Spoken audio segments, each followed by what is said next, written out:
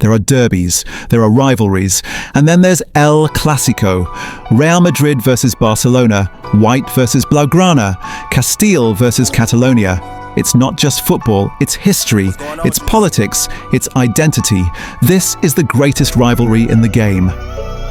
The story began in 1902, just another Spanish fixture, but as both clubs grew, the clash became bigger than sport. Madrid, the capital, representing Spain's central power. Barcelona, the pride of Catalonia, carrying the fight for independence and culture. Under Franco's dictatorship, Barca became resistance. Real Madrid became the face of the state. From the start, every goal meant more than points. It meant pride, survival, identity. And then came the legends. In the 1950s, Alfredo Di Stefano joined Real Madrid, even though he was close to signing for Barca. That one transfer tilted history.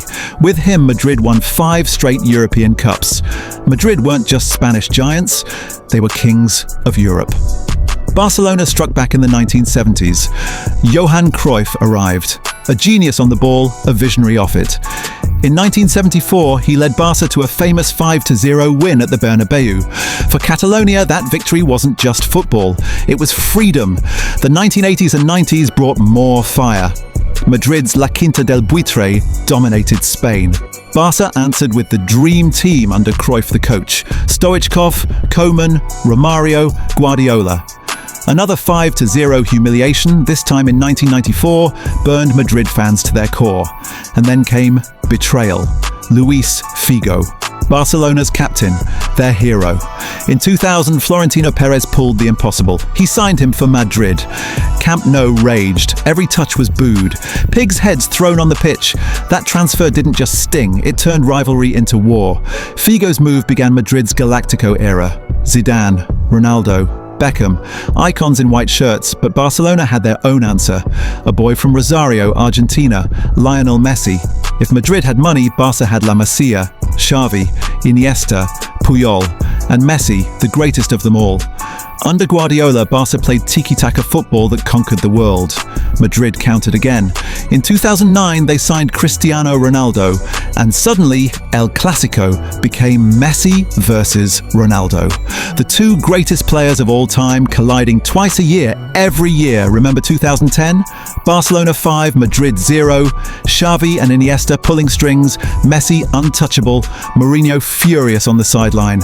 Madrid answered in 2011, Copa del Rey final, extra time, Cristiano Ronaldo's towering header, a statement win. From 2011 to 2018, every Clásico was global theatre. Hundreds of millions watched. Messi and Ronaldo pushed each other to new heights. Ballon d'Ors, records, titles, and the games themselves. Electric, fights, red cards, Ramos versus Messi, Pepe versus Puyol, Guardiola versus Mourinho. Even the managers were part of the rivalry. Then, just like that, the era ended. Ronaldo left for Juventus, Messi left for PSG. Many thought El Clásico would fade, but rivalries this deep don't die. Today, in 2025, the fire burns again. Real Madrid boast a new generation. Kylian Mbappe, the superstar finally in white. Jude Bellingham, the midfield king. Vinicius Jr., dazzling on the wing. El Clásico has always been more than a game. It's war without weapons, it's culture, history, politics and football colliding in 90 furious minutes. And that's why it remains the greatest rivalry in football. So tell us, what's your favourite El Clásico moment? Messi's hat-tricks, Ronaldo's headers, Figo's betrayal, or Mbappe's arrival? Drop your thoughts in the comments. And don't forget to subscribe, because here at Top Corner 900, we bring you the stories that make football immortal.